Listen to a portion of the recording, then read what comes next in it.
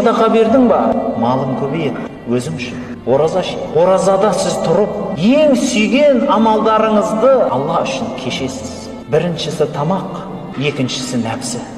Ол нәпсіні де Алла адал қылып қойған жарыңыз бар, соған да бармайсыз ғой. Тамақта солай. Адал, нан бар, су бар, ет бар. Адалынан тауып тұрсаңыз да, Алла Құдай айтты, Рамазанда күндіз аш жүрші деп еді, сіз аш жүресіз, жемейсіз, нәпсіңізді де тиясыз. Шөліркеп аузыңыздың кепкені, басыңыздың түстенген ауырып іскені Аллахқа бармайды. Алла мұнсыз. Сіздің нәпсіңізді тыйып, өзіңізді, көзіңізді тыйғаныңыз тағы да Аллахқа бармайды. Не барады онда? Жүрегіңіздегі тақуалық барады.